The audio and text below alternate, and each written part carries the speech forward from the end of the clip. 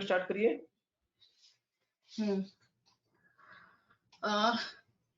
Welcome all the participants for the today's webinar on Ind AS. So today is the last day of the series, and we have with us before the starting of the webinar, I want to request Vinay Misra ji to do our institute motto, and I request all the participants to place your right hand to the heart. And Vinay ji, please play our institute motto.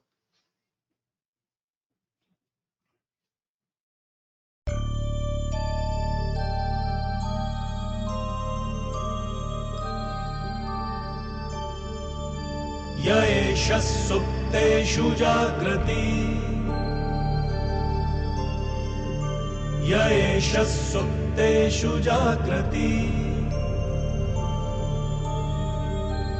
कामं कामं कामं कामपुरुषो पुरुषो निर्मिमाणः निर्मिमाणः तदेव शुक्रं तदेव शुक्रब्रह्मा तद्ब्रह्मा तदेवामृतमुच्यते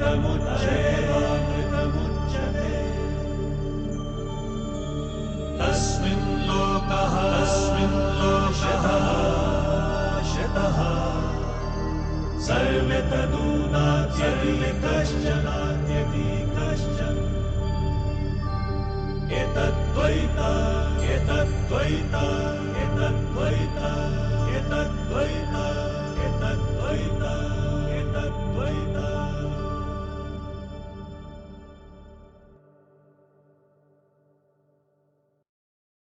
Thank you, Vinay ji. Now I want to today's seminar will be taken care by the faculty, our beloved faculty CAR Venkata Subramani. And before that, I want to recognize the presence of our colleague in council, regional council, CA Chintan Patel. And I request you to give us few word of wisdom, Chintan ji, please.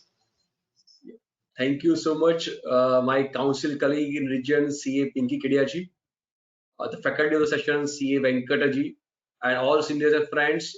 Good evening, all of you, and welcome to last day of our refresher course. When we started doing the refresher course, I think the objective was to first touch upon the most important changes in Schedule 3, CARO, and also companies accounts auditors rules. However, one of the most important special requests which we have received was primarily with respect to touching upon NBFC related issues. And believe me, friends, we all have been thinking that who will be the right person to talk about NBFC. Anyway, banking insurance is a very specific. In banking, having us focus on NBFC itself is very difficult. So then there is only one person, and my dear friend and faculty C. Yagrishmi Desai also suggested me the same name, and who happens to be also my very good friend and senior person, C. Venkata Subramani, and he is known as the financial instruments guru, the person who has immense experience, written a book on financial instruments, and he is a CA, but he's a technocrat CA. He has been right now working on implementing a software for a financial instrument for ECL model, which is one of the most complex model. And hats off to sir for your dedication and contribution to the ICF fraternity. We all are indebted to you for so much passion, because you are the very few CAs in CA fraternity who have been trying to spend time on technology, and we are sure that everybody is going to be benefited by your. Thank you once again, Venkataji, for sparing your time. And now I hand over charge to Pinky Kedia. Thank you, Chintan ji, to give the brief introduction of the seminar. And I want to recognize CA Yagnesh Desai ji, our senior faculty on Ind AS. He is on the panel also. Sir, you want to share something, Yagnesh bhai? You are on mute. Yagnesh bhai, you are on mute. Thank you very much. All I wanted to say is that Mr. Venkata Subramani is synonymous of the financial instrument. and he's our associate, and I'm fortunate enough to have him as my good friend and associate. And I tell you one thing, all participants, you please attend this up to the last minute, because if you miss even 10 minutes also, that will be a big loss to you. And we are privileged to have him. And even Chintan Bhai, I always like to rub shoulders with you. Thank you, Venki, and thank you, Parulji. Namaskar, Venkat. All the best to you, sir. Thank you, Pinky. Thank you. Thank you, Yogesh Bhai. Thank you for your insight. Now I want to formally introduce our today's senior speaker, CA R. Venkata Subramanyari. He is the founder of RVS Bell Analytics, a cloud-based software platform providing analytical solution for accounting as per Ind AS. He is also a graduate of the University of Madras. Venkata Subramani is a CA with over 3 decades of experience, who began his career with a professional accounting firm in Chennai. He is qualified in the year 1983. Sir is engaged in IFRS, Ind AS advisory services for several clients across the globe, specializing in accounting for financial instruments. Venkata is currently handling several NBFC in the valuation of expected credit loss, calculation of loan portfolio, and other financial instruments. Sir was previously working with Clepso Technology, specializing in hedge accounting as per IFRS 9. Clepso Technology Inc. is a leader provider for cross-assets technical solution for financial market, and this software is being used by several banks, financial institutions across the globe. During the tenure, Venkata's team was responsible for implementing hedge accounting for several banks situated in Sweden, Australia, New Zealand, and London. So prior to this, Venkat was the head of business management and operations and control at Northern Trust, Bangalore. Northern Trust Corporation is a Chicago-based bank. And prior to joining this trust, he was the COO managing team of core finance and account professional in a US-based hedge fund administrative firm, serving several global clients. Venkat sir is holding a diploma in IFRS from ECA, UK, and Venkat sir is an All India rank holder in both CA and ICWI exams. So, and he has overall experience of 35 years. His experience in teaching in various ICAI platforms, and he's conducting special courses on financial instrument. Many books are authored by the Venkat sir for accounting for investment and financial instrument as per Ind AS, published by Walt Corner. 2 other books on Kindle platform for Ind AS 21 and Ind AS 102. With this brief introduction, I want you all to welcome CA R. Venkata Subramani sir with clapping. And now, sir, I want to request you to take a charge, and please, you can start the class. Thank you, sir. Thank you for your introduction. At the outset, I want to thank WARC, and in particular our good friend CA Chintan Patel, who gave this opportunity to me to do this work. And of course, I'm always grateful to my friend, philosopher and guide, Sri Eknesh Ji, who is also my senior. So it's always a pleasure to interact with the Chartered Accountants group. And I know WRC in particular is a very, very erudite group. A lot of technical people come from that region, and so I will try to do my best whatever I can in today's session. Let me share my screen. Okay, you are able to see my screen now. Yes, it's visible. Yes, we can, sir. Yeah, we can. Okay. Now, see, the topic is NBFC's key points to be considered. If you look at that, I think there are about 10 major items which I thought would be relevant. But we just have 2 hours of time, and I don't think I will be able to do justice to all of these. So whatever I have marked in yellow are the ones that I am going to deal with today. So classification of financial assets, classification of financial liabilities, and from there we move on to hedge accounting, and then expected credit loss, and finally disclosures. The other 5 are very, very important, and these are practical things from an NBFC's point of view, like covenant tracking of borrowers, asset liability management, to document all the policies and adhere to those system-based controls. And above all, I have put a very big box at the bottom, which is compliance with regulators, because compliance with regulators ultimately is the key. There are a lot of disclosures from the various regulators, and it is always beneficial to adhere to those disclosures and give extra disclosures rather than paying the price for it at a much later date. So now let us move on to the first one. Now again, the objective is to ensure that we will cover only the key points, okay? Because this is not a regular course, so it's only a refresher course. So I will be touching upon the key points, okay? So here, if you start with the classification of financial assets, as per the definition, we can say it broadly, we can classify this into 4 groups: cash, equity instruments, debt instruments, and derivative instruments.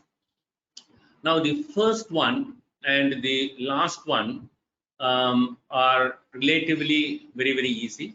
The reason is because let me take my pen so that I can. Okay, the first one, the cash, and the last one, derivative instruments, both are relatively simple, because cash is always accounted at amortized cost, and derivative instruments are always accounted at fair value through profit and loss account. That means the fair value changes of the derivative instruments are recognized in the profit and loss account. Then comes the key things, which are the equity instruments, investments in equity instruments of another company, and the debt instruments. Now these two are very, very elaborately covered under Ind AS 109, and I would say that this accounts for the real essence of Ind AS 109. The reason is because unless the classification is all right, the rest of the stuff will all become extremely difficult. But a very good point that we have to all rejoice as far as Ind AS 109 is concerned is that it is completely principle based. So earlier, the erstwhile accounting standard of IAS 39 was the predecessor to Ind AS 109. That is, its equivalent is IFRS 9, and that standard contained a little bit of rule-based stuff, like especially the classification part of it. There were some rule-based conditions, and that was sought to be removed in IFRS 9, which again we diligently copied that and promulgated as Ind AS 109. So now the classification is completely objective. So if you do the classification, if I do the classification, both of us will get the same answer. So there won't be any different answers for different people. Okay, that is the main advantage. So now let us look at this classification criteria. This classification takes about half an hour for me to cover, but I'm not going to do that. I'm going to cover it pretty fast. I'm going to tell you only the essence here.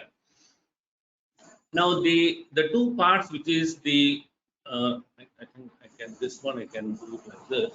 Let's see. Okay. The first one is the equity investment in equity instruments. If it is an investment in equity instrument, then the first question asked is whether it is held for trading purposes. If it is held for trading purposes, then the classification is FVTPL.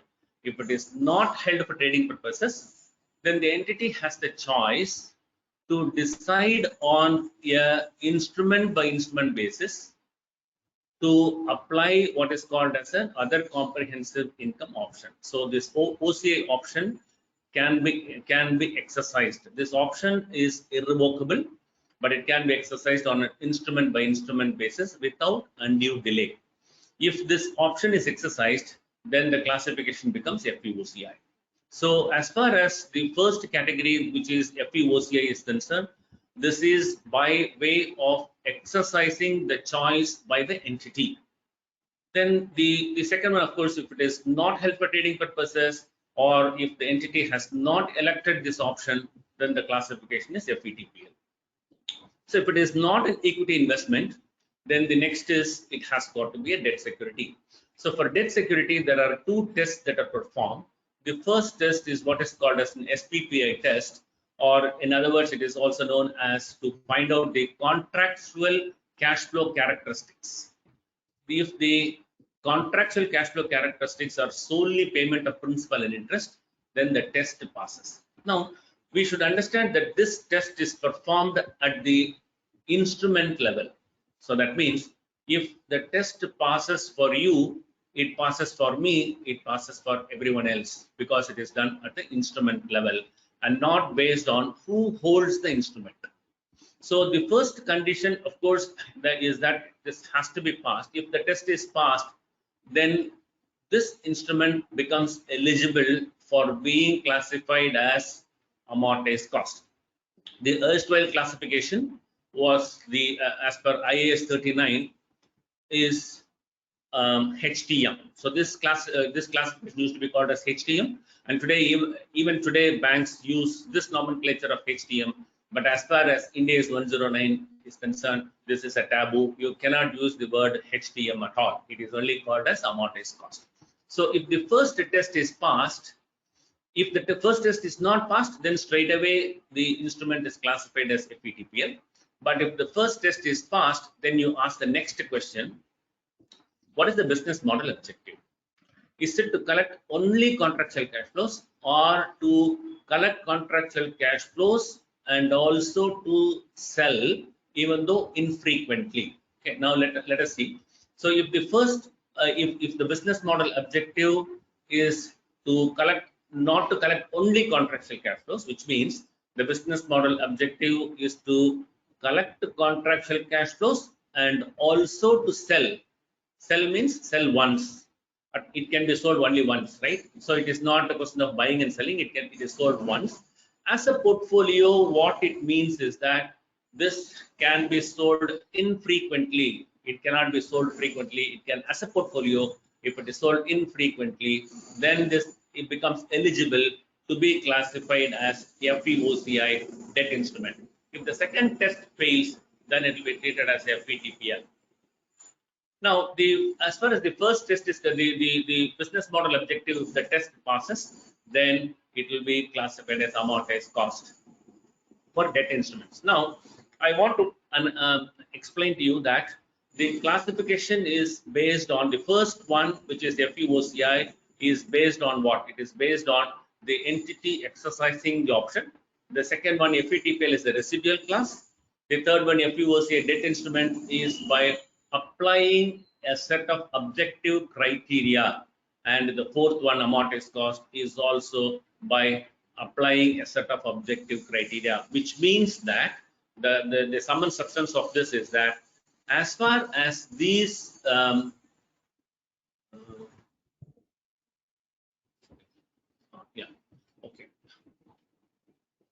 now as far as these two are concerned, it is the entity does not have any choice. In other words, the classification will be based only on by applying the objective criteria. Now, the corollary of this, so this is very important. This is extremely important. It has got far-reaching consequences as far as NBFCs are concerned, because this particular category, namely the FVOCI debt securities and the amortized cost, if this plays a very vital role in determining the income of the NBFCs. Like, for example, if you have a portfolio, and if in that portfolio of the loans, for example, is normally classified as amortized cost, because your only objective is to collect only contractual cash flows, and the business model objective is to collect only contractual cash flows. So the cash flows represent solely payment of principal and interest. So all the criteria are satisfied, as a result of which it will be classified as amortized cost only. However, if you keep buying and selling, then it cannot be classified as amortized cost, but instead it will be classified as fair value through P&L. But on the other hand, if you are able to sell only infrequently, both in terms of volume and in terms of value,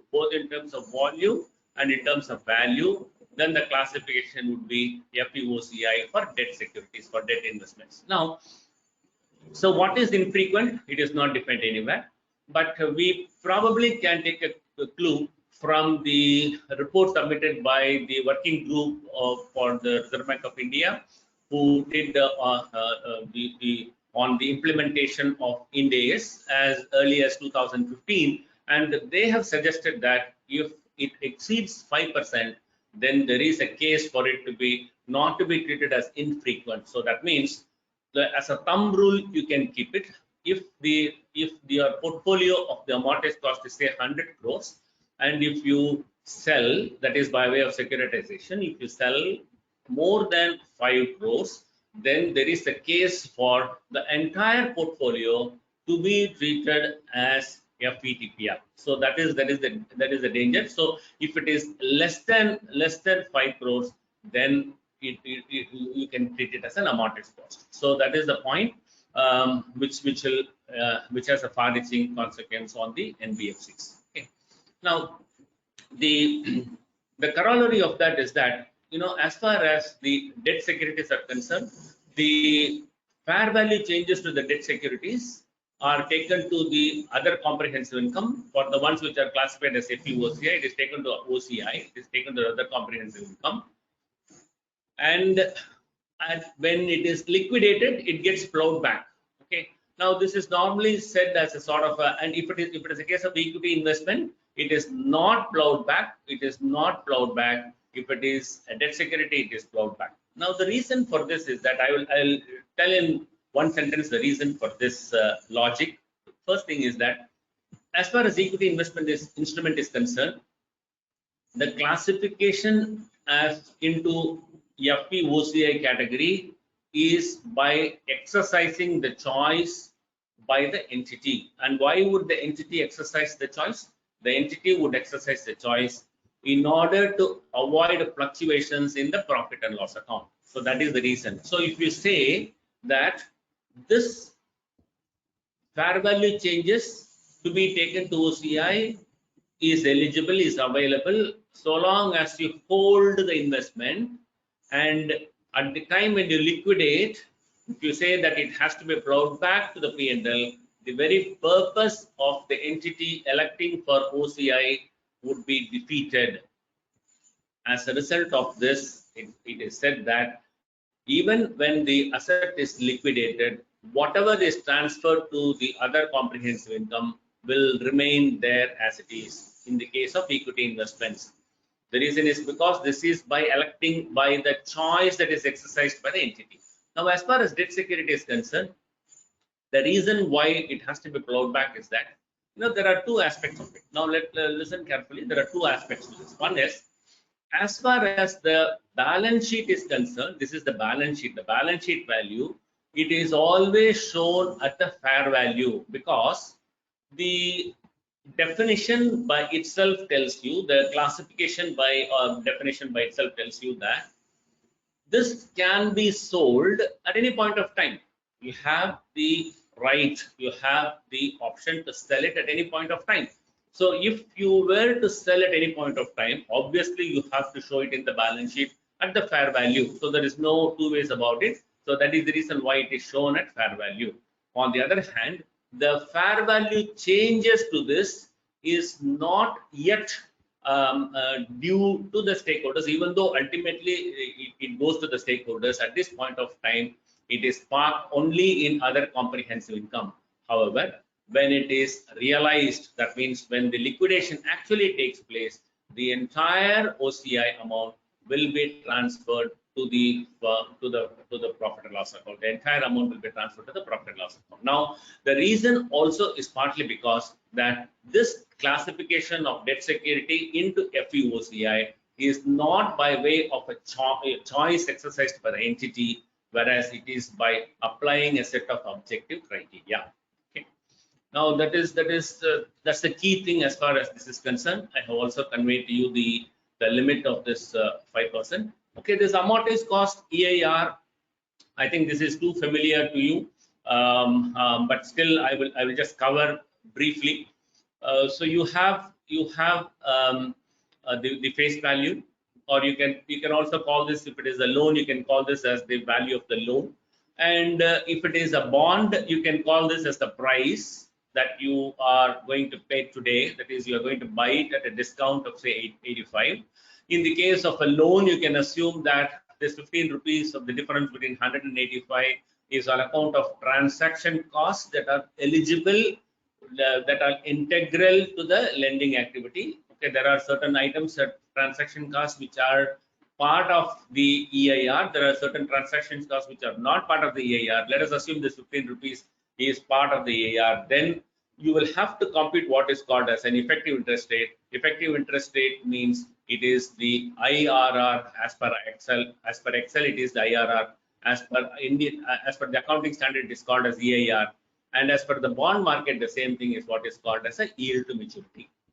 So you can take this example as either a bond that you are purchasing at a discount, or you can also take this as an example as a loan that you are originating, where you are spending an eligible transaction cost of 15 rupees. So this 15 rupees is actually treated as part of the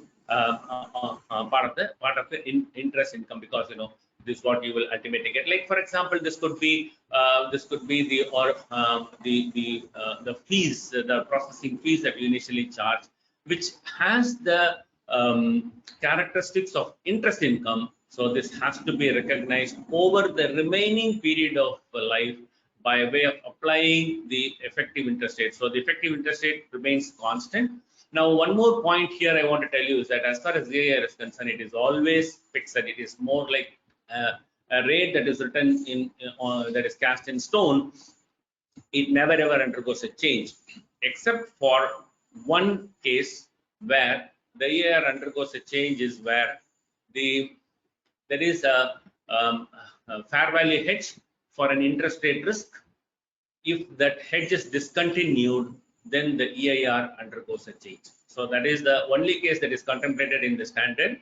The EIR undergoes a change after the discontinuation of the fair value hedge for an interest rate risk. Okay, so that is thing. We'll see that very shortly today. I want to cover that as well. Okay. Now I don't know whether I'm fully audible, whether you are able to understand speed. My speed is okay, or coordinator, any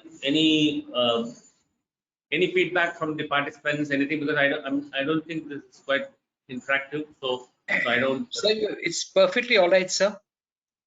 Okay, thank you. So if there is any feedback on the quality or the speed or whatever it is, please feel free to inform the coordinator so that I can get the feedback immediately, not after the end of the session. Okay. Now, so these are examples for the transaction costs. I'm not going to go deep into it because these are too obvious. Okay, I just put it as a part of my slide so that when it is uploaded, you will all get to get this one. Now, this loan modification is very important. Now, whenever the loan cash flows undergo modification, now the gross carrying amount of the loan of that particular financial asset is recalculated based on the original effective interest rate. That is a key point here, and the difference is actually recognized in the profit and loss account either by way of income or an expense. So the EIR here again does not undergo a change. That's what I want to repeat here. EIR is something that is cast in stone. It undergoes a change after the discontinuation of a fair value hedge for an interest rate risk. Okay. Yeah. Now these are the difference between IGAP and Ind AS. I think we have covered all these things. I just put it for the sake of completeness. Now let us go to the next one, which is the classification of financial liabilities. Now this classification of financial liabilities is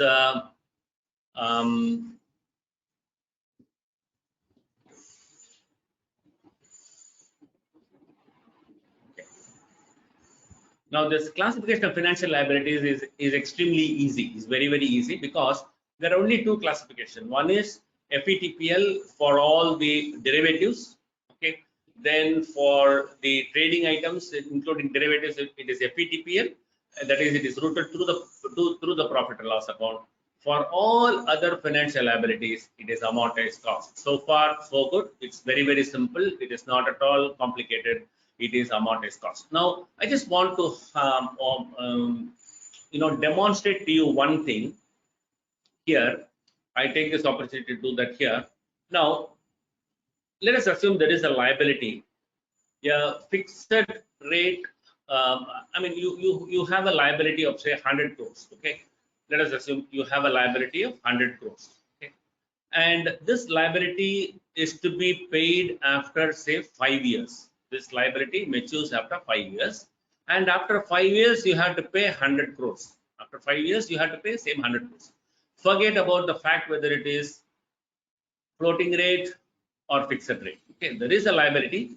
This liability has to be paid after 5 years at 100 rupees. So that means throughout the period, the amortized cost for the entire 5-year period will remain 100 crores only. Okay, that is just a corollary. I'm not doing anything here. No math is applied here. I'm just giving it as a corollary of the statement. Okay. Now, if, for example, I just want to give you some principles here. If, for example, if I have to value this on a fair value basis, okay, let us assume, then I'll have to find out what is the rate of interest that is to be paid on this.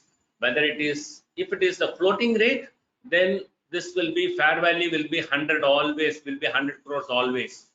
Why? Because the fair value is calculated based on the rate. Again, the rate is a floating rate, so the liability will always be 100 crores. Whereas if it is a fixed rate exposure, then the fair, if I were to account for this on a fair value basis, this fair value will undergo change depending upon the interest rate. So if the interest rate goes up, now let us assume initially I start paying, I have to pay 8%. Let us assume I have to pay 8%. If I have to pay 8%, and if in the next year the interest rate goes up to say 9%, then if I have to account for this on a fair value basis, the fair value of this instrument would have fallen, because now I will have to discount all my cash flows at 9%. So when I discount it at a higher rate, obviously the fair value will go down.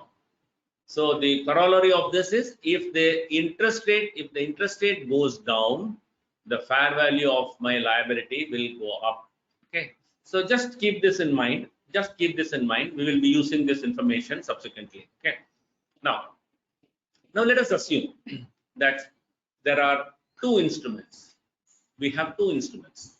One is a debt security. That means you have borrowed 100 crores. Now this is extremely, whatever I'm saying now is extremely important and relevant for NBFCs. Okay, so now normally these NBFCs, they also borrow, they have this ECB, external commercial borrowings. The only difference here is external commercial borrowings will be dollar denominated or euro denominated or whatever. Okay, it will be most likely dollar denominated. Okay. Now let us assume for now, for the sake of explaining to you the concept of this one, whatever I'm going to say now, because this has a direct link to hedge accounting. You will see how I jump to hedge accounting from this one. Now, if you have a debt security, and if the exposure is say 100 crores and it is a fixed rate of interest, at a fixed rate of interest, this 8% itself being derived as the risk-free rate of say 6%, and the credit spread of 2%, considering the credit rating of this entity. Let us assume it is rated as A, and A rating calls for 200 basis points. So the total interest is 8%. Now, this is the commitment that the company, the NBFC, has gone into by way of entering into this deal of borrowing 100 crores at a fixed rate of interest. Okay. Now, the chief economist of this NBFC, the chief economist, comes and tells in the board meeting that this interest rate is going to go down. It is 6% today. The benchmark rate is 6%. Okay, the risk-free rate, the benchmark rate is 6%. Whether it is MIBOR, whatever. Okay, it is 6%, and it is going to go down from 6%. It is going to go down to say 3%. You know, I don't know. That's what the corporate economist tells. So if this is the case, then the CFO will say, okay, oh my God, what did I do? I got into a fixed rate commitment for 5 years. So the CFO will get into a hedging instrument, will get into an interest rate swap. Now, what this interest rate swap does is, it basically converts this fixed rate into a floating rate. You know, this is called as a floating rate. That means you this 8%, in this interest rate swap, you receive this 8%. What you are seeing is you are receiving this 8%, and what you pay is the floating rate. Okay. Now, in this particular case, unfortunately for the company, the rate actually went up. The chief economist told that the rate is going to go down, but the rate can go either way, right? It's not the chief economist is not God. The chief economist is another human being who can commit mistake. So he has committed a mistake, so the rate goes up, which is a different story altogether. We are not bothered about that. Okay. Now the point here is that this converts this hedging instrument. This hedging instrument is the interest rate swap. This interest rate swap converts the fixed rate into floating rate. So what you pay here, you actually receive. So whatever you pay on your interest rate swap remains your expense. This will be your expense. Okay. Now they anticipated that it will be some X number. Now it is Y number. Okay, fine. That is anybody's guess, and anybody can make a mistake. But then, what if actually it had gone down from 6% to 3%? There, the company would have benefited, right? So now that is besides the point. The point is that as far as this instrument is concerned, this instrument is a derivative instrument. This is an interest rate swap, and this swap has to be valued on a fair value basis, and you have to record this in the profit and loss account. Now, this swap instrument will keep fluctuating depending upon the benchmark rate. The benchmark rate can go up and down, but ultimately it will become zero. Ultimately, the fair value of this instrument will become zero because there will not be any more cash flows on this instrument. As a result of which, it will become zero. So till that time, there will be huge fluctuations in the P&L. Now you can see, you know, from 2016 onwards till 2022, March 22, there are huge fluctuations in the profit and loss account. Here, plus means it is a loss, minus means it is a profit. Okay, that is the convention that I use throughout. Okay, so in the balance sheet here, this shows you know, the fair value of the swap is positive. It's a debit balance. So in the profit and loss account, it will be a profit. Is it clear? So here 12 crores. So incrementally, see the first year, please understand this very carefully. It will take a little bit of time for you to understand, but unless you understand this, we won't be able to go further. Now this first year, this shows the interest rate swap shows a fair value of 9.83 crores. How did you get this? Because the rate has come down, your floating rate has come down. So that means you will have to keep paying less and less, right? You will be probably keep paying less and less, and what you receive will be more. So as a result of which, this will be a asset. This will be a positive number. So if it is a positive number, this will show a profit in the profit and loss account. Will show a profit. At the end of next year, the cumulative fair value of the swap is 12.99 crores, which means there is again an incremental profit of around, say, whatever, you know, 3 crores and whatever, 3 crores and 3.14 crores is made. And the next year there is a loss because 12 crores becomes 6 crores. and the next year again there is a loss, again there is a loss, etc. So ultimately, if you add up all the fair value changes, if you add up the entire thing, this will become zero only, because ultimately there is no cash flow. Ultimately, at the end of 31st March, there are no more cash flows, so it will become zero. So what is the problem here? Now let us look at the problem. Now the problem is, what is the issue here? Okay, now the issue is there is a bond that is which has a fixed rate of issuance. There is a fixed rate of issuance. We just saw there is a fixed rate of issuance. So bond is classified as, you see, bond. So don't get confused by the term bond. Bond is equivalent to your debentures or your borrowings or whatever. Okay. So in Europe and US they use the term bond. So here we say debentures or just borrowings. Keep it just as borrowings. So this is recognized at amortized cost, and I told you first itself, originally the liability is 100 crores amortized cost. The closing liability also will be 100 crores. So throughout the year, throughout the 5-year period, there is no change. However, swap being a derivative, there are fluctuations. So this results in a wide fluctuations in the P&L. So because swap is not a speculative, but the reality is that the swap is not a speculative instrument. You didn't buy this swap in order to make money on the interest rate fluctuations. You bought this swap only as a hedging instrument to hedge the fair value of your bond, right? So as a result of which there is an accounting mismatch. So what is an accounting mismatch? An accounting mismatch. So here I go back to this slide. Accounting mismatch is where there are two instruments. So here the accounting mismatch, you can see there are two instruments. One instrument, the basis of one instrument is amortized cost. The basis or the classification of the other instrument is FVTPL. So both these instruments, the impact of both these instruments in the P&L is disastrous, is very, very disastrous. Both these instruments should be considered together.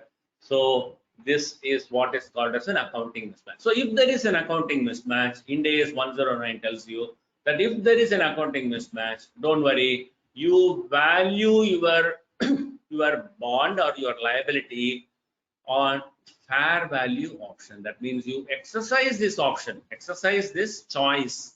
So option means don't think option is call option, put option. No, that's not what is meant here.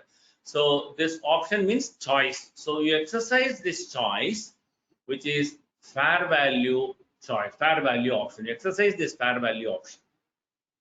So you can say, I want to value my liability also on a fair value basis. Okay. So my liability also gets valued on a fair value basis. Now let us look at this one. So this is now the bigger chart, so that you can see the same numbers whatever I explained to you. So here this is the benchmark rate. This is what you actually pay, and this is what you pay on the swap. This is what you receive on the swap. Okay, and this is what is your net interest on the bond. Okay, and this is the total net interest. So the fair value of the interest rate swap, we saw there, it is like this. As a result of which the impact of this in the P&L, you can see here the net incremental impact in the P&L. First year profit, second year profit, third year loss. So I told you minus is profit, right? Minus in the P&L is profit. So third year loss, fourth year loss, fifth year loss, sixth year loss, seventh year profit. Okay. So like that, there will be a huge impact. That is the problem. So this problem can be solved with fair value option. So you can solve this with fair value option. So that means what? If you value the liability, if you value this liability also on a fair value basis, then you will see that the fair value changes of the liability also hits your P&L. Okay, it also hits the P&L, as a result of which the P&L impact will be zero. So this will ensure that you don't have any P&L. Now this is what is called as the fair value option. Now this option is very much available even today in Ind AS 109. It is available. If you have fixed rate borrowings and if you also have a interest rate swap, you can designate your liability at fair value option. So please don't confuse this with FVOCI.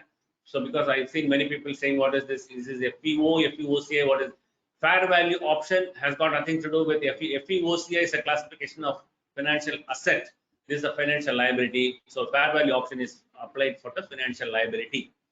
Now, so if you all agree that this fair value option is the savior, this is what is going to help you to resolve this, then you are sadly mistaken. I'll tell you why. Now, I was also surprised, in one of the countries, I think it is in Vienna, the CFO of a bank said that he is going to exercise this fair value option, and he is going to resolve this problem. So I'll tell you what is the real issue there. Okay. Now here, this is what happened. Due to extraneous circumstances, the interest rate swap is terminated after a few months. So here in this case, let us assume after 2 years. Okay. After the interest rate swap is terminated, there will not be any fair value changes coming from the interest rate swap.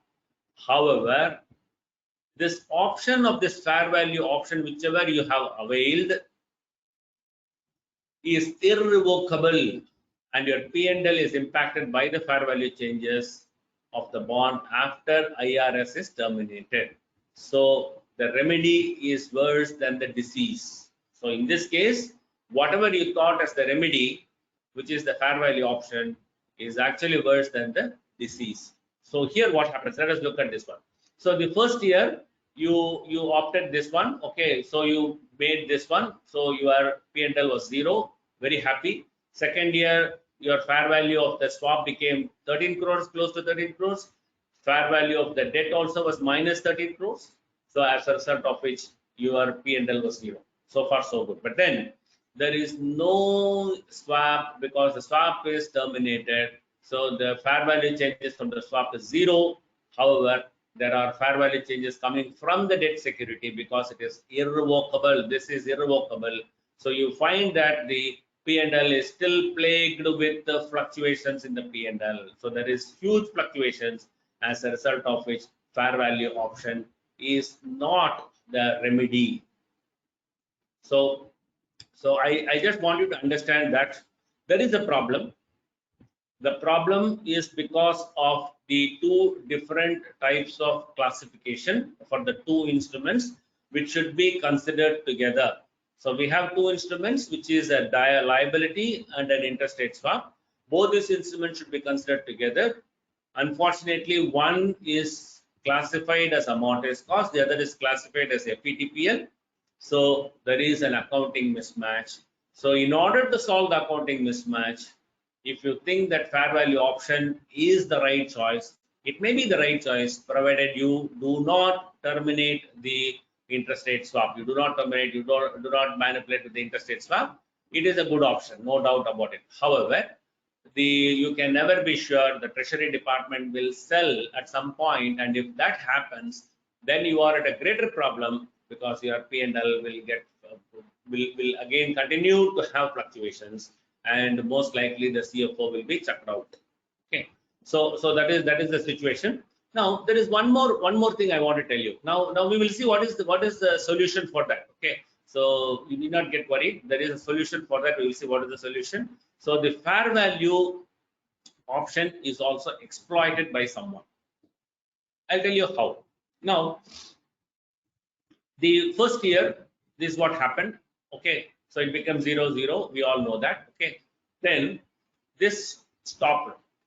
Okay, this fair value changes stopped.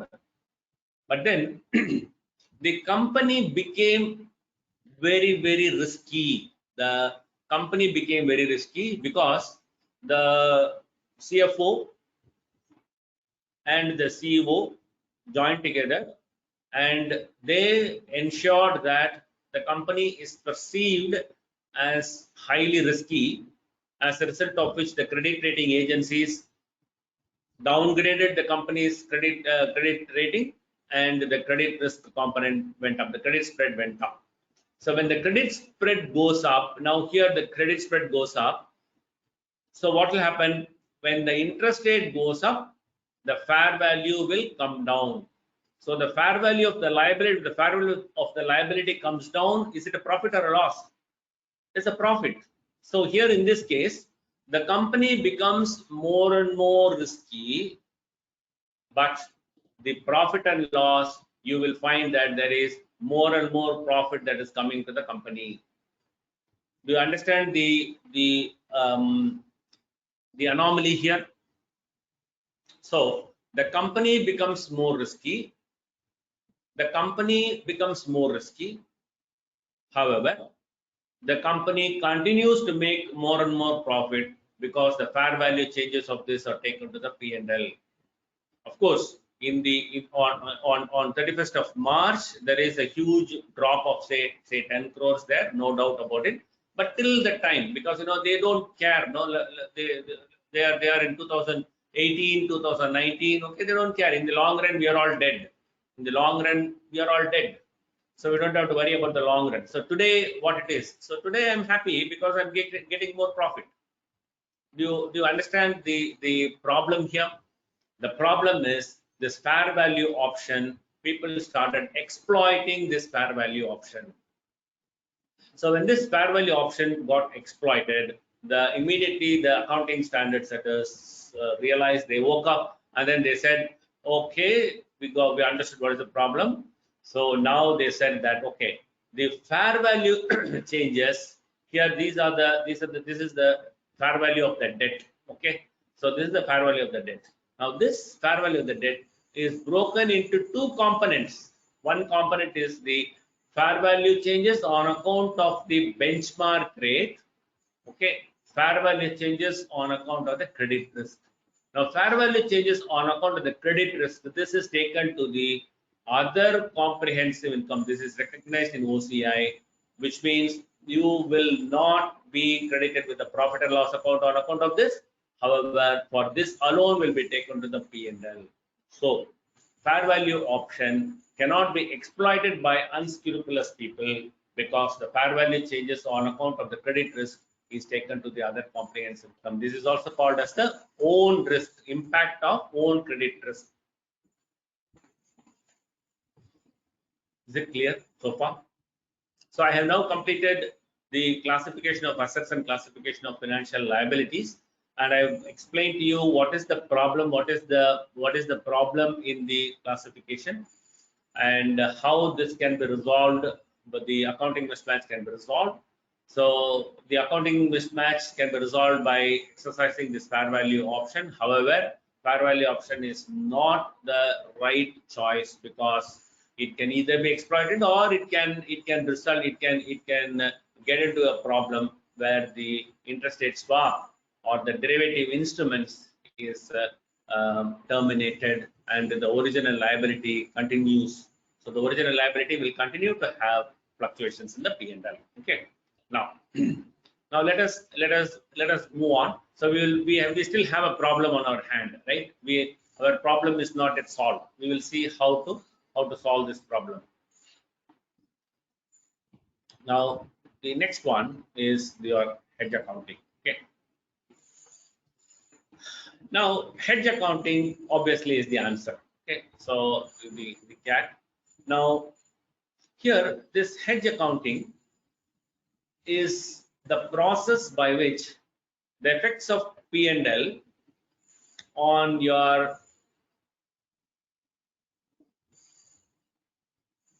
effect of P&L, so effect on the profit and loss account of changes in the fair value of the hedging instrument and the hedged items are offset. Now there are certain key points which I want to tell about this hedge accounting, because I took this hedge accounting because hedge accounting is so very relevant for all the NBFCs, because most of these NBFCs have huge borrowings, and in order to do the ALM, asset liability management, they constantly get into interest rate swaps. So as a result of which there is bound to be fluctuations in the P&L if they do not opt for hedge accounting. So all of these NBFCs, they go in for hedge accounting, especially when they have external commercial borrowings. They go in for what is called as a cross currency swap, where the cross currency swap basically hedges their FX risk as well as the interest rate risk. So they are assured of how much there will be a cash outflow from an Indian rupee perspective. So whatever is the dollar denominated floating rate instrument gets converted into a fixed rate Indian debt instrument. So that is the advantage. And if somebody were to take that kind of a hedging instrument, then obviously they have to follow hedge accounting. Okay. So now, so I just want to give you some highlights about this hedge accounting. Now, first thing is that hedge accounting is completely optional. It is not mandatory. But as I said just now, any company would definitely go in for hedge accounting. Otherwise, it will result in huge fluctuations in their P&L. So, now here, while this is optional, once it is started, you cannot voluntarily discontinue hedge accounting. Earlier, this used to be the case. Now, no way, you cannot discontinue. However, today, if you start, you have to discontinue if certain conditions are not met. Okay, so we will see some of those. I'm not going to go very deep into it. I'm just going to give you a conceptual overview of this so that you understand that these things exist, because we can't dive deep into into hedge accounting. So I'll give you a conceptual overview. Now, it will be discontinued compulsorily if certain conditions are not met. Then the entity should comply with certain requirements regarding hedge documentation, hedge effectiveness, all those things it has to follow. Now, as per Ind AS 109, the hedge accounting is made, the compliance with hedge accounting is a lot simpler than it used to be as per IAS 39. So that is a very lucrative point for you, because earlier it used to be highly cumbersome, and it appeared that the standard setters effected hedge accounting to ensure that the conditions fail, as a result of which hedge accounting should be discontinued.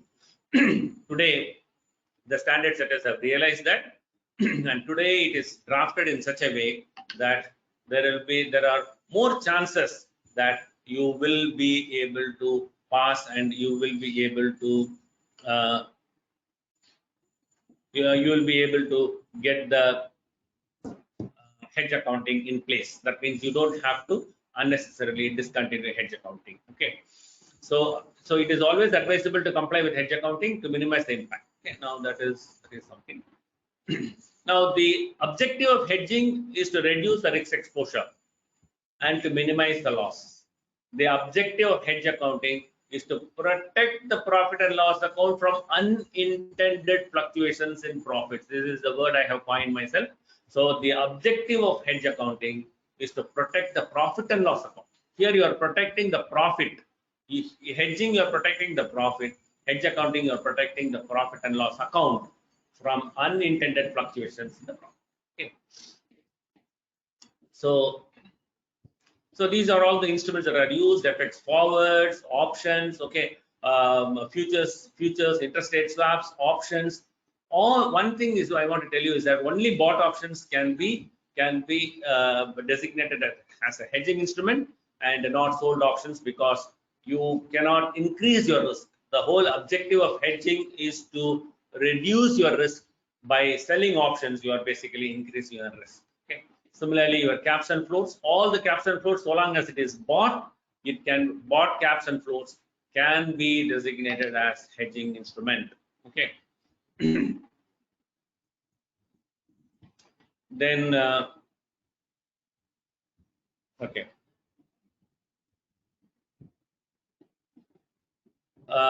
Then the next one is okay. Now let us see what happens. Now we start with the same problem. We already have a problem on hand. Let us look at the problem. So the problem was, that there is a fluctuations in the P&L.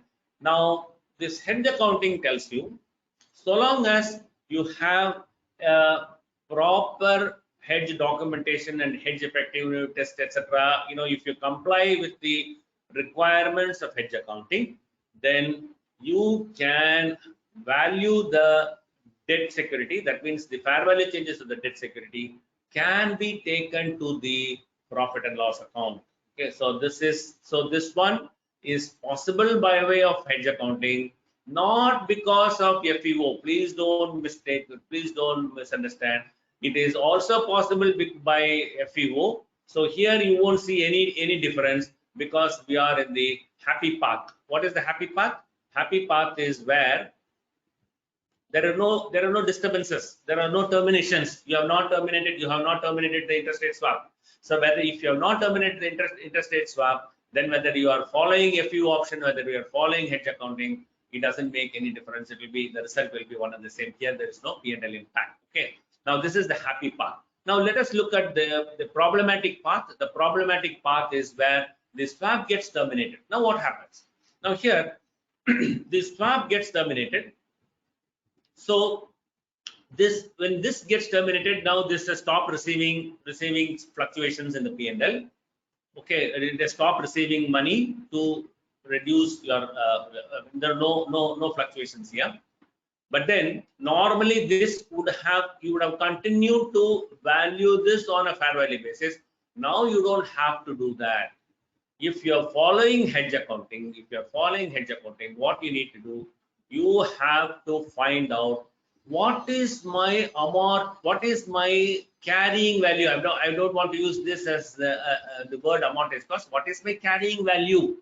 My carrying value of the debt instrument, the carrying value of the debt instrument as on the date on which the swap is terminated is 112.99. How did I get that? Because the debt security, okay, the debt security got valued at the fair value changes was 12.99, or in other words, the fair value of the debt security as on the date on which the swap was terminated is 112.99. So that is my carrying value, because I was valuing this on a fair value basis whenever the hedge accounting is effective. Now that the swap is terminated, this hedge has to be discontinued. The hedge accounting has to be discontinued. Now, when the hedge accounting is discontinued, you will go back to valuing this on an amortized cost basis. So that means what? Your carrying value today is 112.99. This 112.99 has to become 100 crores at the end of the period, at the end of the remaining period. So that means you will have to find out what is the effective rate of interest. I told you at the beginning of the session that the EIR will be recomputed, will undergo a change after the discontinuation of a fair value hedge for an interest rate risk. Now the risk that is hedged is interest rate risk. This is a fair value hedge because you are doing a fair value, so it's a fair value hedge. It is discontinued. So originally your effective rate of interest, your effective EIR was 8% on this instrument. Now this 8% will undergo a change because the amortized cost of this instrument is 112. 112 will have to go to 100. That is what is shown in the next slide. So you have to start amortizing this bond. So the opening balance of 112, this is my carrying value, and this carrying value should become 100. So the cash flows is 100 at the end of the period. So that means the IRR of this instrument alone is minus 2.41%. So your interest, this will be treated as part of your interest. So apart from this 8%, you will have to account for this 2.41%. So you are your liability is actually more. So your liability is more, you are making profit. So your effective interest will be 8% minus 2.41%. That will be your effective interest rate. So your EIR undergoes a change. It was 8%. Now it becomes 8% minus 2.41%. That will be your effective interest rate of this bond instrument. So here the 112.99 is your carrying value, opening carrying value becomes your amortized cost on the date on which the hedge accounting is discontinued, and you will have to finally get to 100 crores at the end, because that is the maturity value. So the closing value of this is 100 crores. So you will find at every stage this becomes less and less. So the liability, if the liability is becoming less, obviously it is a profit. So it will be treated as part of your interest income. So 12.99 will be treated as part of your interest income over a period of the remaining period of 5 years or so.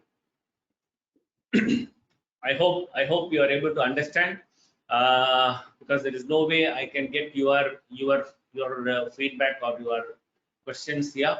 So I hope it's all clear, because these are high level concepts which I want to cover.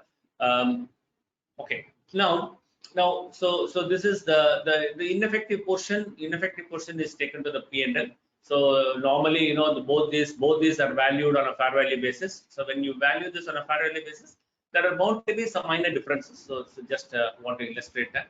So the minor differences are anyway taken to the P&L. Okay, nothing. Okay, now these are mostly theory part. So hedged item. What are the features of the hedging instrument? Hedging instrument, it should minimize the risk. So when it minimizes the risk, it has got to be a bought instrument, bought options, or a bought cap, or a bought float. It can't be a sold instrument, right? That is the main thing, because otherwise it becomes more risky. Now there are the main requirements today. I told you it is a lot simplified. Now the simplified requirement is really simple. I'll tell you why. Now previously we had a very stringent rule. I don't know, some of you may still be aware. We had this 80% to 125%. Whenever you talk about the hedge accounting, people normally recollect only this 80% to 125%. So that means the fair value changes of the hedged item, if it goes up, then the fair value changes of the hedging instrument should come down. And this was supposed to be within the range of 80 to 125%. So that used to be the law as far as IAS 39 is concerned. But unfortunately, you will realize that there is no sanctity behind this 80%. What is so sanctimonious about this 80%? No idea. Who decided this 80%? Arbitrarily, it is some number. So what if instead of 80%, you are only 79% effective? Does it make any change? I don't think so. It doesn't make any change. So mathematically, what is okay for 17 for 80 is okay for 79. Mathematically, it means it is okay for 78 also. And mathematically, by induction, you know that it is okay for just 1% also. So that means the fluctuation, the implication of this is that this 80 to 125% or 80% has got no meaning at all. So now it is totally relaxed. So what it says now, the economic relationship tells you that if the fair value of the hedged item goes up, the fair value of the hedging instrument should come down. That's all. No percentages. Okay. It may go up. This may go up by say 100 rupees. Okay. This may come down. This may come down by 20 rupees, which is fine, perfectly fine. There is an economic relationship. So there is no need to fix any. Earlier it will fail because this will be only 20%. So 20% is less than 80%. So it will fail. So previously this should be minus 80, or it can be minus 125. If it falls within this range, it will pass. If it is outside this range, it will fail. There is no sanctity behind this. So as a result of which now this is removed. Then the second one is the effect of credit risk should not dominate the hedge.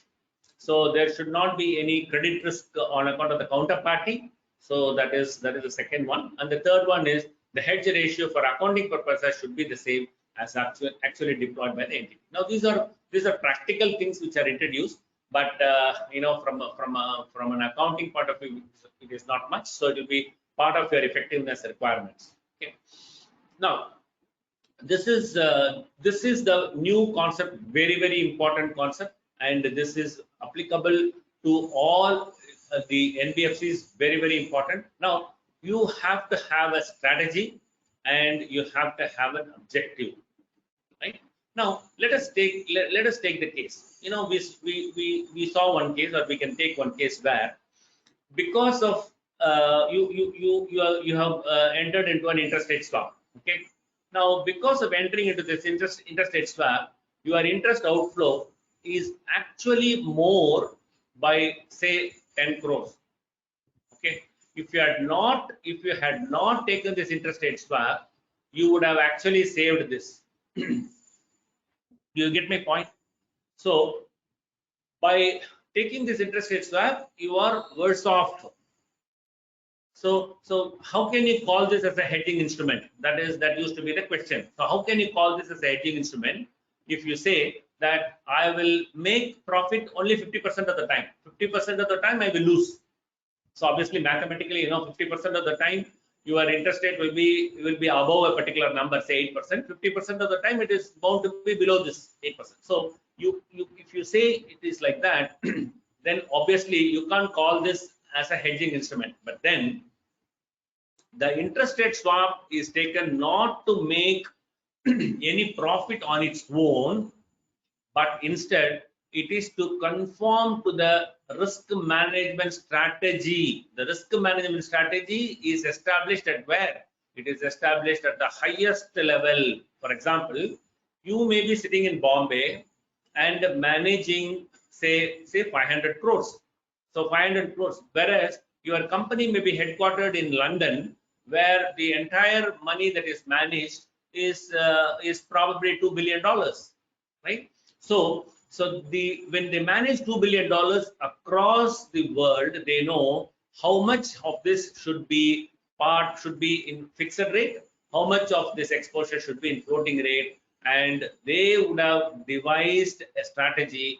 And in order to conform to the strategy, you are taking this interest rate swap, not because of making any profit or loss. You may lose on this, but still this interest rate swap is taken in order to conform to the risk management strategy. That is very important. So today the question is, what is this conforming to a risk management strategy? If it conforms to the risk management strategy, then it passes the test. That means you can continue with the hedge accounting.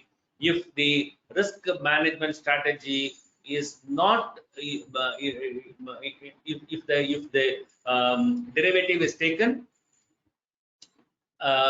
if the derivative is not going to help your risk management strategy, then hedge accounting has to be discontinued. I told you at the beginning of the session that today you have the choice to start hedge accounting, but you don't have the choice to stop it. Similarly, under certain circumstances, you have to discontinue. One of those circumstances is that your risk management strategy no longer works. So, which means you have to discontinue. Okay. So this is an example. So here I have put an example here. So there is a risk management strategy. The overall risk management tells you that the fixed rate debt exposure cannot exceed 60% of the overall debt. So then this risk management strategy is implemented by a particular instrument called interest rate swap. So this interest rate swap basically converts this floating rate into a fixed rate, etc. All those things it does. So this is the risk management strategy, and this is the risk management objective. So long as the hedging activity dovetails into your risk management strategy, it is acceptable. Hedge accounting relationship will be acceptable. If it is not, then you will have to discontinue hedge accounting. Okay, I've given some more examples. where there is a firm commitment for inventory in foreign currency for FX risk. Again, this is for forecasted sales. Another example I have given. You will get all these things in your in the PPT. You can see these things. Okay. Now, so I think this fair value hedge is what we have seen in great detail already. We have seen. Okay. Now I want to cover the next important topic, which is any. I can't ask any doubt also.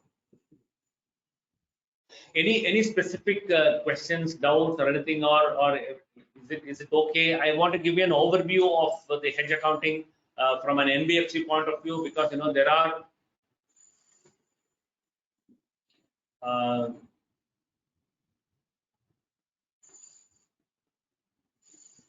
any specific questions or feedback or something? Are you with me? Is it okay? Coordinator, you want to what do you want? Okay, I don't get any.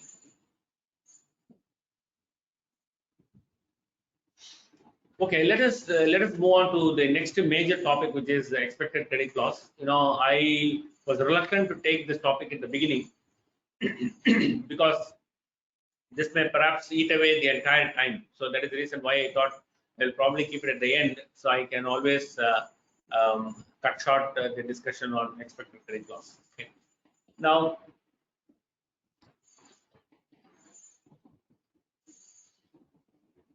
yes, sir.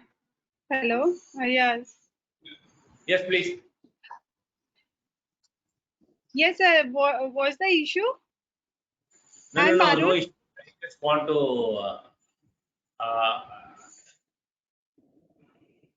No, I just wanted to check whether everything is going okay, whether the participants are. Yes,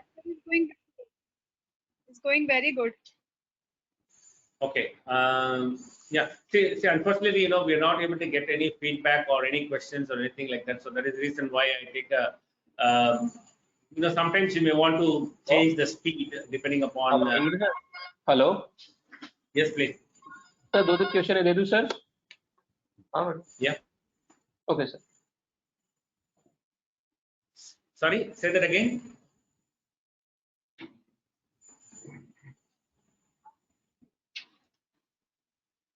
What did you say? I didn't get you. There is going.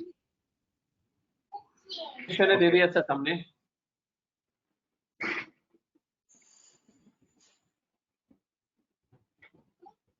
Okay. Yeah. Please get all these questions. We'll address that at the end. Okay. Okay. Yes. Now we will come to this ECL. Okay. Expected credit loss. Now there is no specific method or model that is prescribed in the standard. It is principle based. So some of these things. Oh, you are not seeing the screen. Okay. Are you seeing my screen now? Yeah. Yeah, the screen is visible. Yes. Okay. So here, see, for this ECL, there is no need for any PhD, or you don't have to be a Nobel laureate, okay, in order to arrive at a model. Okay. It is not required. Okay. Most of the times I find that some of these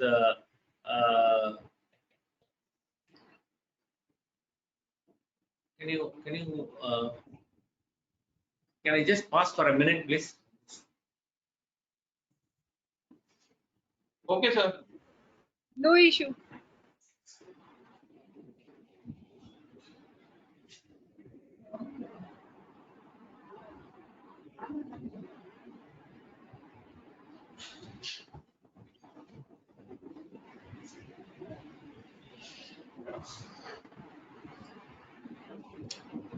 Okay, sorry, I'm back. Yeah. Okay. Now, see, often I find some of these models are completely black box approach. So the only thing what is required here is that this has got to be completely a simple model. The model has got to be a very, very simple model. Then there is you are seeing my screen? Sorry. Sir, yes, sir. Okay. Okay. So Yes, we can. okay. Right. Yeah. So it has got to be a very, very simple model. Okay, the model has got to be simple, and it should pass the common sense test. That's all. That is good enough. Okay.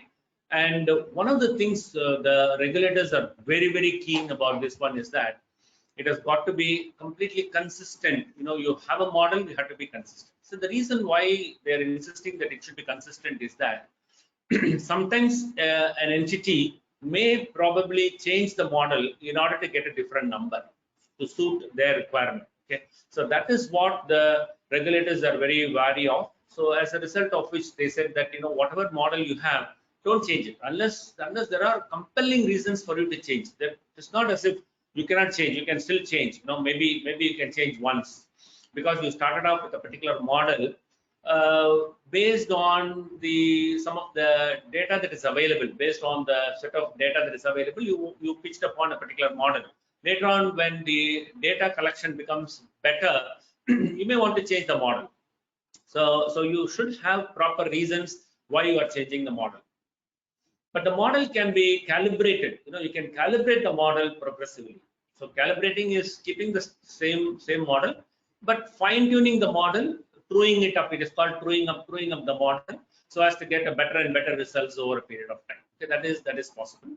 So some of these models which are in use is all this, transition matrix model.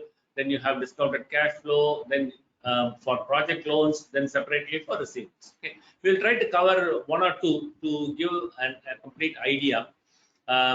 See, at a very high level, the expected credit loss is the present value of cash shortfalls. Now, this is the way the ECL is defined in the standard. Okay, ECL is defined as the present value of cash shortfalls. Cash shortfalls is contractual cash flows as reduced or less the expected cash flows. Then this can also be interpreted or derived. In fact, the illustration given in the standard itself makes use of this formula, even though this formula is not given in the standard. Okay, it uses this formula, which is your exposure at default, EAD, multiplied by probability of default, multiplied by loss given default, adjusted for the time value of money, which is the discount factor. So all of those things will have to be multiplied, and then you get the ECL. Now, I have just tried to expand this. So the present value is arrived at based on what is called as the EIR. So EIR is the EIR as per the accounting standard, Ind AS 109. Cash shortfalls is the cash shortfalls less expected cash flows. This, I told you, can be broken up into exposure multiplied by PD multiplied by LGD. Exposure is the amount outstanding principal plus interest. PD, there are multiple ways to compute a PD. Okay, there is not one way, there are multiple ways, and no single way is incorrect. Okay, all are correct. All the methods are correct. There is no right or wrong answer here. Okay, so it has to follow. Again, I go back to the basic principles. It has to follow the common sense approach, and you have to follow it consistently. Okay. Then LGD is 1 minus recovery rate. Recovery rate is the collateral minus haircut divided by exposure. So that is the recovery rate. So this is the basic or the very, very high level computation of ECL. Now we need to get into some more terms like what is the PD, what is LGD, etc. Okay. Now the key concept here is that ECL is to be recognized at all times. It is not as if it is done at the end of the year. You have to update changes in the credit risk. Now the incurred loss model is replaced with expected loss. So previously this incurred loss model was there. This incurred loss model is criticized on the fact that it is too little and too late. Now it is forward looking. This model is forward looking. See, normally we don't use any forward looking information in any of our historical data, but ECL is one exception where the loss allowance is calculated based on forward looking macroeconomic data, which is both past as well as the future. Both are considered. So timely information provided, that is the objective, and the same impairment model is applicable to all the financial instruments. that is the new requirement now. Now here in scope, this is a very important point. I want to tell you some important points here is that even, okay, definitely amortized cost instruments are covered. You are all aware of that. But even FVOCA instruments are covered. See, you may be asking, okay, if the instrument is already measured at fair value, then how come you have another impairment? Okay, the answer for that is the fair value does not consider the credit risk on account of non-collectability. Non-collectability is not considered there. Okay, so that is why you have this ECL on FVOCA instruments also. Loan commitments. So on loan commitments also you have. Then you have the lease receivables, etc. So contract assets. So all these things are your regular trade receivables are also within the scope. Your trade receivables are within the scope. Now I think the first day Anand Banka, my good friend, was talking. He was talking about this trade receivables. He also told you how important it is to work ECL on trade receivables, because many times I hear the view that ECL is not applicable for trade receivables. It is definitely applicable. Even Schedule 3, Division 3 also gives you the fact that you have to account for this one. Okay, what is out of scope is equity instruments and loan commitments, which are measured at FVTPR. Okay, now that is out of view. Then I think this is too simple. All of you will be aware of this one, so I'm not going to go very deep into this, okay, because this is very basic thing. So you have in stage 1 all the 12-month expected credit loss, whereas when it moves to stage 2, which means when the risk increases significantly, when the credit risk increases significantly, it moves to stage 2. There is a rebuttable presumption that if it is 30 days and above, it moves to stage 2. So if there is a SICR or significant increase in credit risk, if the days past due is 30 days. So 30 days and above. And for this stage 2, you compute the interest income on the gross asset, which is before computing the impairment allowance. And finally, it becomes defaulted. That means it becomes 90 days and above. So if it is 90 days and above, it becomes an NPA, or it is defaulted or credit impaired. You can call it either way. Then it moves to the stage 3, where the interest income is considered after reducing the loss allowance. So on the gross value minus loss allowance, that is where the interest income is computed. Okay. Now this is at the overall level. Now let us look at specific aspects. SICR and default. SICR is significant increase in credit risk. Significant increase in credit risk. There is no definition. So when the risk of default has increased since the initial recognition. So what is important here is the relative, relative risk. How it is today when compared to what it was when it was acquired. So if there is a fall, then it is SICR. Now I'll give you an example. There are two instruments. Both the instruments at the time of purchase were one instrument was rated A, another instrument was rated C. Okay, the credit rating of one instrument was A, another instrument was C. This is at the time of purchase. Then on the valuation date, both these instruments were rated C. Okay. As far as this first instrument is concerned, this instrument has undergone SICR because it has dropped by 2 notches. Credit rating A has become B, B has become C, so it has dropped by 2 notches. Whereas this is stable, it is standard, so it is the same C. So here SICR has not happened, whereas in this case SICR has happened. Significant increase in credit risk has happened. Now there is a rebuttable presumption that 30 days past due, it is already SICR. Okay. As far as default is concerned, again there is no definition, so each entity should do so, and there is a rebuttable presumption that it occurs not later than 90 days. So if it is 90 days, fortunately we have the same number. So our NPA as per IRAC is also 90 days.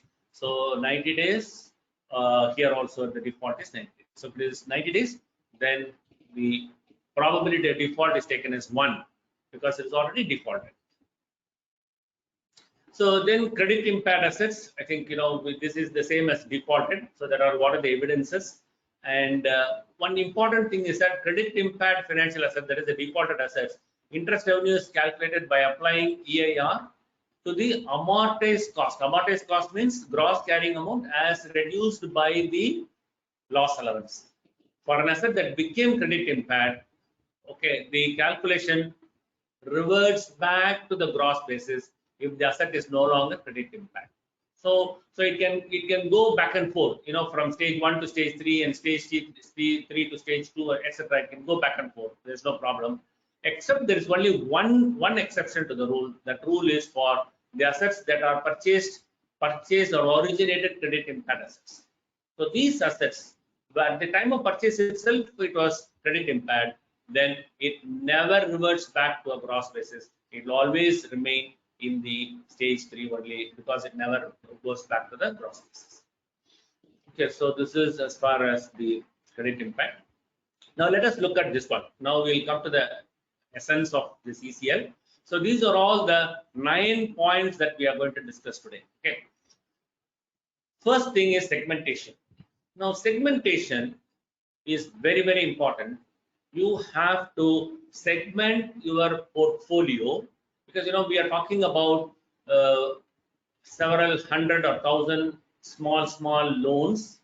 It could be personal loans or mortgage loans or whatever, small loans. So those will have to be segregated into sub portfolios. This segmentation is very, very important. We will talk about this.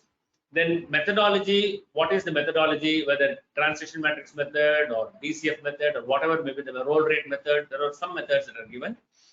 Then, I mean, the standard doesn't give you, but there are some methods that are available. US GAAP provides you some methods are specified in the US GAAP.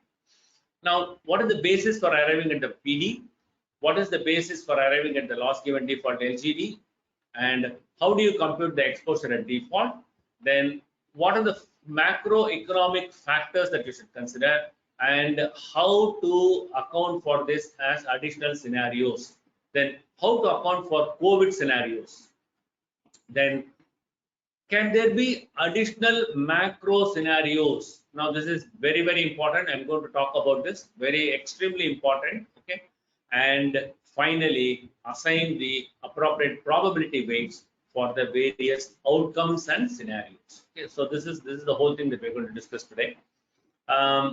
So shared risk, I mean, it's very important that you have to segregate the portfolio into groups which have the common risk. Okay, the shared risk characteristics. Because it can't be too minute or it can't be too broad. It has to be at the appropriate level.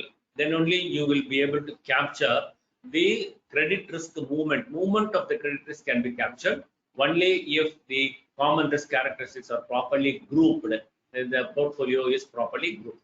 Okay. Now there are some indications here, examples. There are some examples that are given. It could be based on the collateral, collateral type.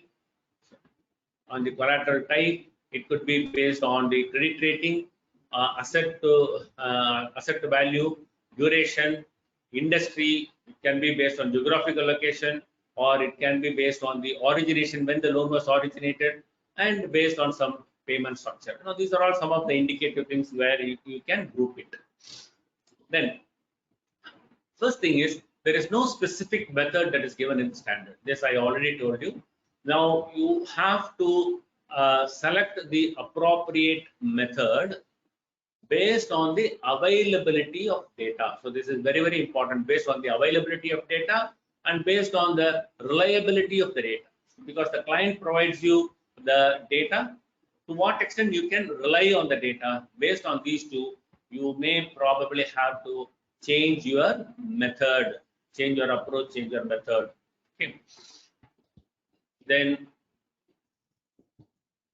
now these are all the 5 methods. Okay, DCF method, discounted cash flow method, loss rate method, roll rate method, probability of default PD method, and the aging schedule. Now, these are not given in IFRS or in Ind AS, but this is given in the US GAAP. These are specifically mentioned in the US GAAP. So we can pick any one of these things and proceed with our computation. Okay. Now, one of the methods that is also mentioned here, mentioned in the US GAAP, and which is also commonly used, is what is called as the Markov chain model. Now, here in this model, let us go through this one. Markov chain model is used for estimating the loss on loan dues. Here, the Markov chain model, an account moves through the different delinquency states each month. Okay. So that means delinquency states mean these are all the various buckets. So call this as the state, each state will be one bucket. So you can say 0 bucket or 1 to 30 days bucket and so on. Okay, every 30 days you can have one bucket. So for example, an account in the current state this month will be in the current state next month if the payment is made. So that means 0 days, if the payment is properly made, the account will continue to remain. But if there is a default, then it will move to the next stage, 1 to 30, it will move. Now, the transition matrix represents the period by period movement of the loans between delinquency classification. Now, I'll show you some examples, then you will understand.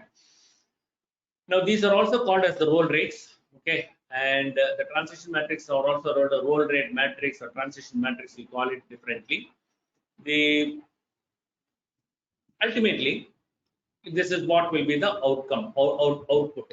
Now, you take a portfolio of a loan, and each loan you find out how it has moved from the previous month to the current month. So let us assume in the previous month it was not due, and in the current month also it is not due. Then you will increment this not due bucket with 1. If in the previous month it was not due and in the current month it is 1 to 30, then you will increment this bucket with 1. Like that, you go through all the loans for all the periods and compute the number of observations. Now, this is the total number of, just an imaginary number of observations. This is how the ultimate output will look like. Okay. Now, this should be converted into percentages, and this percentages, what does it tell you? What does this percentage convey? This tells you that a loan which was in 1 to 30 bucket,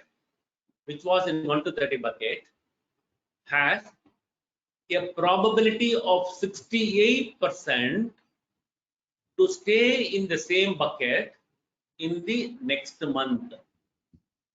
There is a 28% probability that it will actually become better and move to the previous bucket. There is a 2.9% probability that it will move from the 1 to 30 bucket to 31 to 60. Now, this is what the percentages tell you, and this is what is called as the transition matrix method. So this is how it transitions, the loan transitions from one bucket to the other bucket.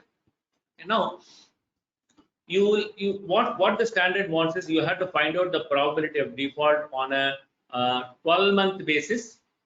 Okay. Now here this is 1 month, right? So what you see here is 1 month. So if you want to get the 12-month 12-month matrix, you have to multiply this transition matrix. You have to multiply this transition matrix by, or you have to raise it to the power of, 12 in order to get this. You need to do what is called as a matrix multiplication. I don't know how many of you are aware of this one, but if you Google, you will know how to do the matrix multiplication. You have to do a matrix multiplication of this 12 times raised to the power of 12 to get the 1 year probability. Okay. Now I think let me open one Excel here. Okay.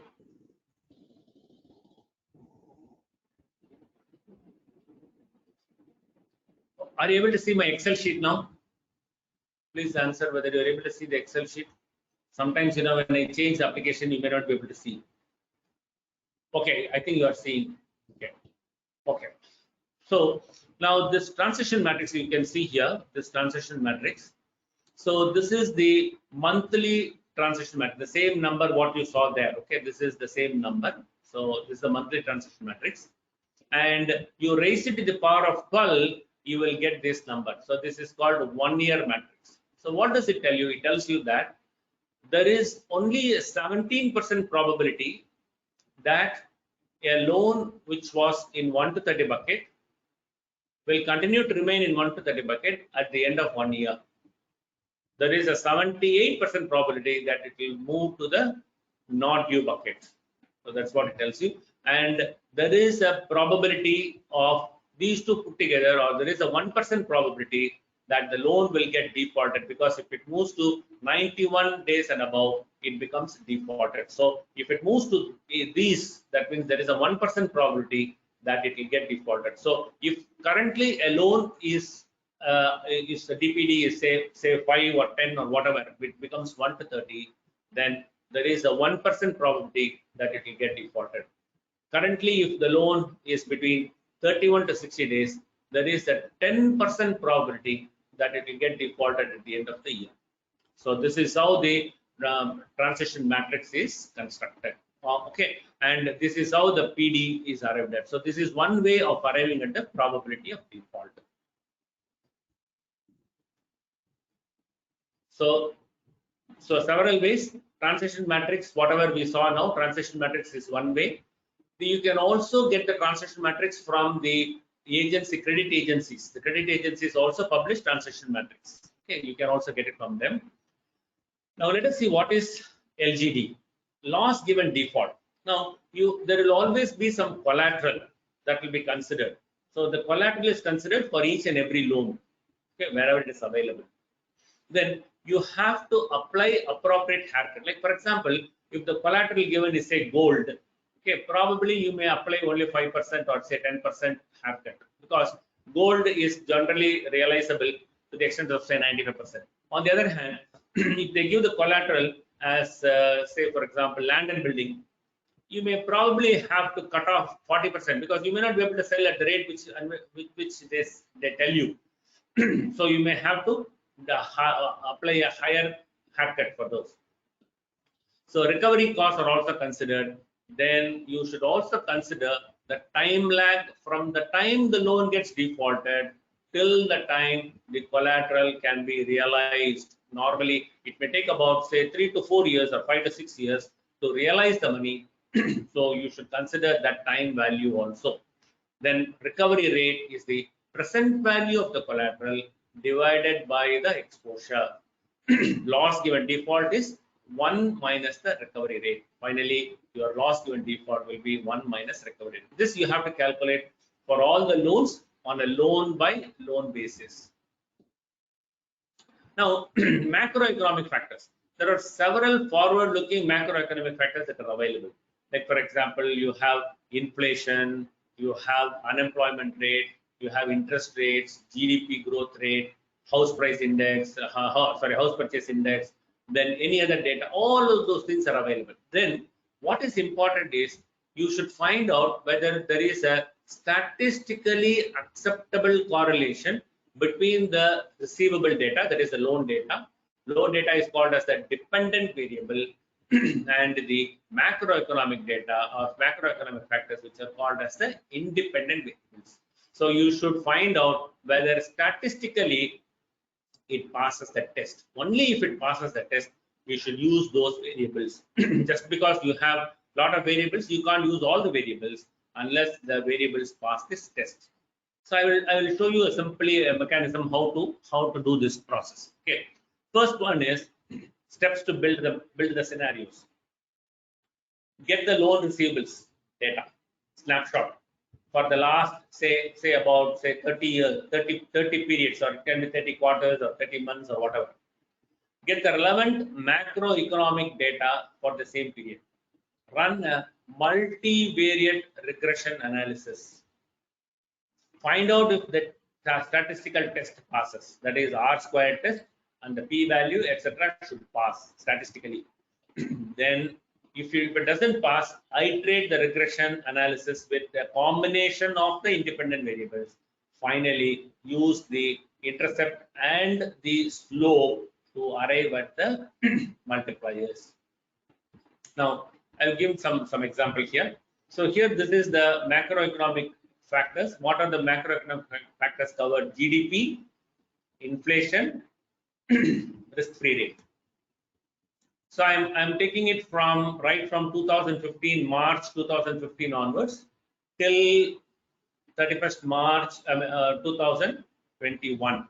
Okay, March 15, 2015 to 21. So I'm considering about six years data, quarterly information. Similarly, take the percentage here is this is your non-defaulted. These are not defaulted loans. What is the percentage of the non-defaulted loans for the same period? Then this is your dependent. This is called as the dependent variable. This is your dependent variable. So run a multivariate regression, and you multivariate regression. The statistics you get this one. So find out what is the F significance. Find out the p-value. The p-value should be less than 0.05, and your R-squared should be greater than 80%. So here it is 78%, or the adjusted R-square is 76.5%. So it passes the test. So based on this, find out the multiplier. So apply the intercept and slope. What you get here, whatever you get here, no, this is your intercept. Okay, this is your slope for these two.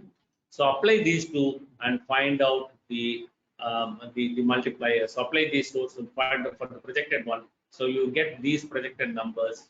Based on this, you arrive at the scenario. So based on this, you find that the two scenarios, additional scenarios, one scenario is minus 14%, another scenario is minus 23%, which means both the scenarios here are pointing to a decrease in the default. Okay, so normally there is a wrong notion that one scenario should be plus, another scenario should be minus. Okay, one is called optimistic, another is pessimistic. Nothing like that. That is not specified in the standard. You have to find out independently based on the macroeconomic factors. You will find sometimes both the scenarios are optimistic, sometimes both the scenarios may be pessimistic also. So you have to, this is how you arrive at the scenarios. Then you have the probability weighted, so apply the probability. Now here, I've given one example here. Okay, now these are the various scenarios. Okay, I'm having 5 scenarios. For each scenario, I have this probability. So this is the ECL for each scenario. My probability weighted thing is 2362. But if you go by the most likely outcome is outcome number 3, according to which the ECL will be 2000. Now this is what you will consider if you were to apply US GAAP. As per US GAAP, the most likely outcome would be considered, but as per IFRS, what is considered is the probability weighted average. The probability weighted is okay. Now once you have this, you get a bird's eye view here. So this is the regular model scenarios. So you have the probability, you have the probability weight. So computed PD you take, apply this formula and apply this probability weight of say 40%. Then the PD is agitated. So for scenario 1, I told you, now here in this case it was minus 21% or whatever. Again here it is minus 14%. You agitate the PD and apply different probabilities. Ultimately, total probability weight will be 100. So this is your desired ECL answer. So this is based on the model scenarios. Now we have COVID scenarios. So COVID scenarios are factored as management overlays. Now typically the COVID kind of a scenario is a black swan event, and this cannot be factored into any model. So COVID impact from ECL perspective can be thought of two key factors. One is there can be an increase in the PD, or there can be a reduction in the realizable value, which means your LGD. So one is LGD can be less or your PD can be more. So these are the two possible scenarios. So multiple scenarios can be constructed, then appropriate weight, apply appropriate weight, and you can arrive. Now I'll show you an example here. So here PD, what you see here, these are COVID scenarios. So what you see here is PD and or LGD is agitated. Apply a suitable weight, apply a weight for this, apply a weight, okay. Then find out what is the total, and this is your probability weight as per COVID scenarios. Then you have now two outcomes. What you do, you take both this. These are the probability weighted outcomes. So what you have done is, one is your regular model scenario, other is the COVID scenarios, management overlays. Apply equal weight, because I don't know how each one is going to be. I am applying equal weight.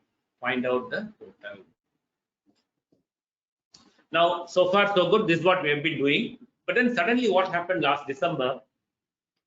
In the month of November, there was a circular from the regulator, from RBI, stating that on 12th November, we had a circular.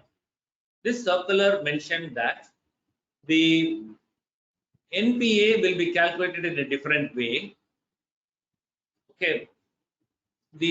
Once a particular loan reaches NPA, it will continue to be treated as NPA till every penny on that loan is paid. That means it should become to 0 days DPD. Only then it will be taken to stage 1. Otherwise, it will continue to remain in stage 3. So now the question was, should we consider this for Ind AS? Now this revised NPA norm, should we consider this or not? So the logic that we took was that it should not be considered. However, this represents a risk factor that should be considered as a macroeconomic factor only. Now I'll tell you, the revised NPA classification does not alter the credit risk of the underlying instrument. Just because RBI arbitrarily says that NPA has to be done like this, the underlying credit risk remains the same. It doesn't undergo any change. Then ECL is computed based on the impact of credit risk on the collectibility of the loan portfolio. That is the basic principle. The principle based Ind AS 109 prescribes the guidelines to compute the key components. None of these components changed due to the revised NPA classification prescribed by RBI. However, the regulator has decided to implement. Why? Because they are probably apprehensive of a larger systemic risk. Please note, this is very important. Now, the reason why RBI has prescribed this is because they may be apprehending a larger systemic risk in the NBFC industry, as a result of which they have prescribed this. So this is a macroeconomic factor which we have to consider. So hence, in our view, the impact should be considered as a possible outcome. We need to give appropriate weight for this. So that's what we have done here. So probability weighted outcomes, here you see The regular models, including COVID, is taken as one outcome. Okay, that is assigned 75% weight. Another ECL, as per revised RBI guidelines, is given 25% weightage, and we arrive at this final number. So this is what now there is a clarification that has come from the Reserve Bank of India in February this year, in the last month, where they have also mentioned that the revised classification criteria need not be considered for the Ind AS 109 computation. Okay, so I think with this we have completed. We just have a few minutes. So what I suggest is that, if you have any questions, I will take the questions, or with the limited time, I will take the questions, or I can also give you the reply to all the questions to WARC, where you can get the answers for all those.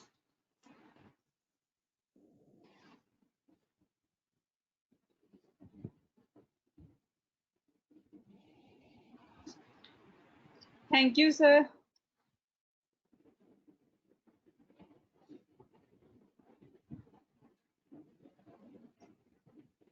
How to disclose equity shares held as inventory under inventory schedule or investment schedule? Equity share cannot be held as inventory. I don't know. I don't understand the question. How it can be? It can be held as inventory. Equity shares. Equity shares.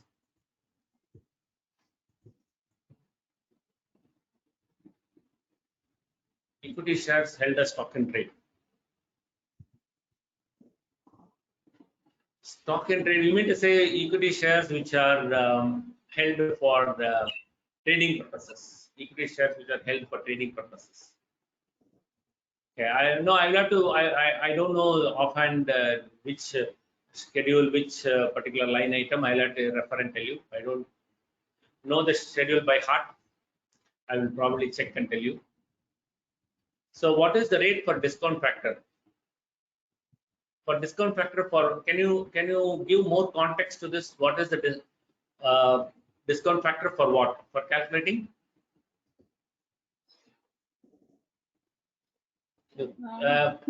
Okay, may I suggest one thing? Okay, let me suggest one thing, because the two-way communication here is not that easy. So what I suggest is that you can probably compile all your questions and send it to me. Okay, and I'll be happy to answer those, because you can have a better, more descriptive question, and I'll be able to answer. Yes, sir. Thank you so much, sir. It's always a pleasure to be with you. Thanks a lot for giving me an opportunity. And sir, I must say the presentation is really impressive. It has everything: illustrations, terminology, description, and above all, sir, you have explained it in depth with proper marking. The topic is really very vast, and you have completed it in a very short span. Is commendable. Thank you, sir, for giving your time to us. We, on behalf of CA Institute, is very grateful for you. sure. Thank you. Thanks a lot. I think it's always a pleasure to be with the WRC group. Quite knowledgeable group. Yeah. Yes, sir. So thank you so much for your time. Thank you. Thank you.